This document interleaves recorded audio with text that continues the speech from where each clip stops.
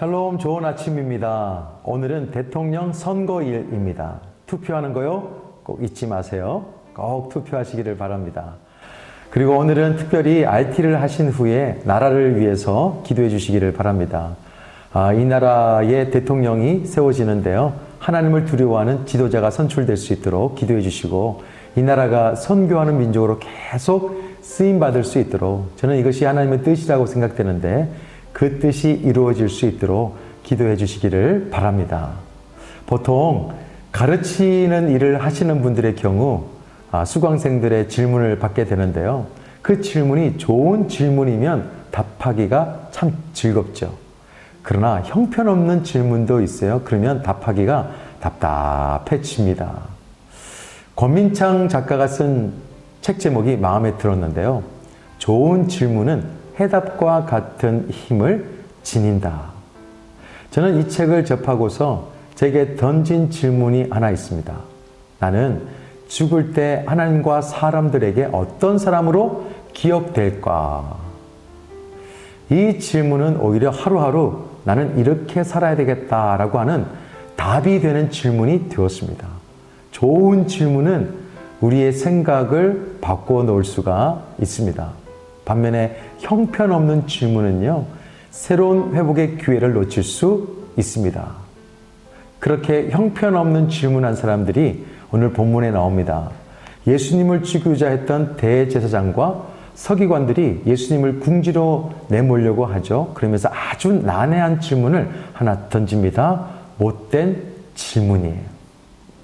이렇게 질문을 던집니다. 당신이 무슨 권위로 이런 일을 하는지, 이 권위를 준 이가 누군지 우리에게 말해라. 평소 자신들의 기득권을 흔들어 놓았던 예수님께 협박의 의미로 질문하죠. 협박성 질문입니다. 그런데 지혜로우신 주님께서는 그들의 저의를 알고 의도적으로 답을 하지 않으시고요. 그들에게 역질문을 하십니다. 4절에 보니까 요한의 침례가 하늘로부터냐 사람으로부터냐. 그런데 이 질문을 접한 대제사장과 서기관들이요, 머리를 맞대어서 연구해보지만 답을 쉽게 못 냈습니다. 제가 생각할 땐 아주 통쾌한 주님의 질문이었습니다. 그 똑똑한 사람들이요, 침묵했습니다. 아주 딜레마에 빠져버렸습니다. 이 부분을 좀 제가 설명해 드리면 하나님의 말씀이 임한 침례 요한이요, 그 후에 사람들 앞에 서게 됩니다. 수많은 사람들이 이 침례 요한이 말하는 것과 사역에 대해서 환호했어요. 이 사람이 엘리야인가 그리스도이신가 막 하면서 많은 사람들이 그에게 침례를 받게 되죠. 그때 침례 요한은요, 사람들에게 이렇게 말을 합니다. 누가복음 3장 16절에 보면 나는 물론 너에게 침례를 베풀거니와 나보다 능력이 많으신 이가 오시나니 나는 그의 신발끈을 풀기도 감당치 못하겠노라. 그는 성령과 불로 너희에게 침례를 베푸실 것이다. 침례 요한은 자신이 누구인지는 사람들에게 알렸어요. 예수님의 오심을 미리 알려주는 존재다. 예수님의 길을 예배하는 사람이다. 이렇게 알렸어요. 그렇기 때문에 대제사장이 만약 침례 요한이 하늘로부터 왔다고 한다면 예수님께서도 이렇게 질문할 것을 알았어요. 어떤 질문이냐? 하늘로부터 온 침례 요한이 회개 침례를 주고서 나의 길을 예비한다고 했지 않냐? 그런데 너희들이 어찌하여 나를 믿지 않냐? 반대로 침례 요한이 사람에게서 났다라고 이 대제사장이 말한다고 하면 침례 요한을 하늘로부터 온 선지자로 믿고 침례받았던 백성들에게 비난을 받아야만 했습니다. 그들은 이렇게 하지도 못하고 저렇게 하지도 못하는 딜레마에 빠져서 막 이렇게 주저하다가 결국에는 어떻게 답을 합니까? 침례 요한이 어디로부터 왔는지 알지 못하겠다. 이렇게 대답을 했어요. 이 대답은 당시 종교 책임자들로서는요, 아주 무책임한 대답이었습니다. 그들이 왜 그랬을까요? 제가 생각할 때는 사람들의 시선과 평가를 무서워했기 때문이다.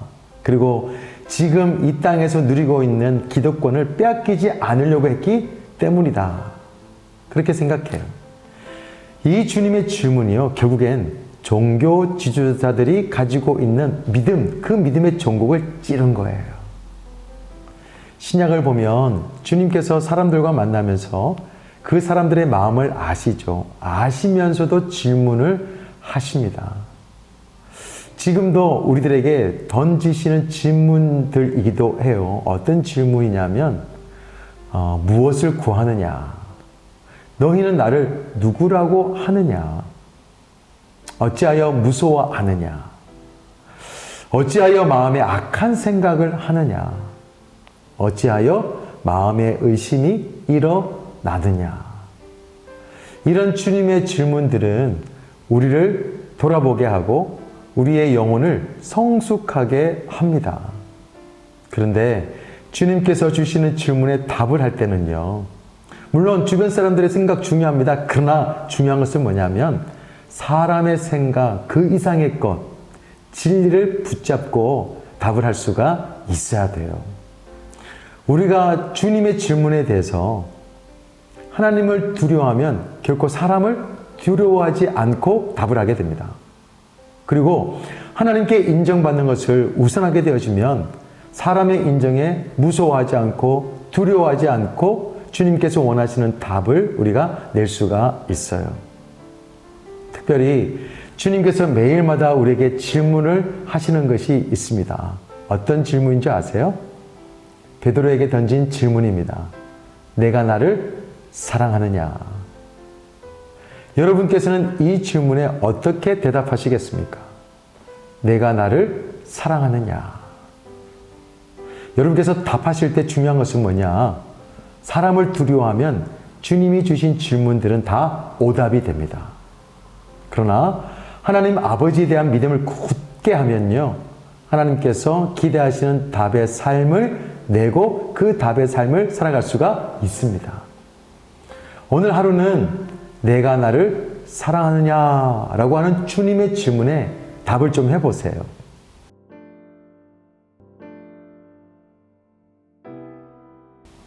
그리고 그 답에 걸맞는 삶을 살아내실 수 있는 저와 여러분이 됐으면 좋겠습니다. 기도하겠습니다. 좋으신 하나님 아버지 감사합니다.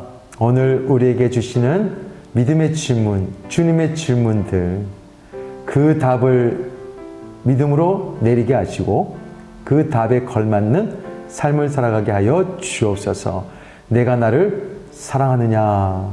이 질문에도 꼭 믿음의 답을 하게 하시고 그 답에 걸맞는 삶을 살아갈 수 있는 우리 꿈의 교회 모든 RT인들이 되게 하여 주옵소서. 나라와 민족을 위해서도 기도합니다. 하나님의 선하신 뜻이 이 땅 가운데 이루어지게 하여 주옵소서. 예수 그리스도의 이름으로 기도드립니다. 아멘. 주님 한 분만으로 내 영혼 만족하네. 다른 종류의 즐거움 날 채울 수 없네. 주님 한 분만으로 내 영혼 기뻐하네. 세상이 주는 어떤 유혹도 날 흔들 수 없네. 이것이 나의 힘, 이것이 나의 노래, 이것이 내 소망.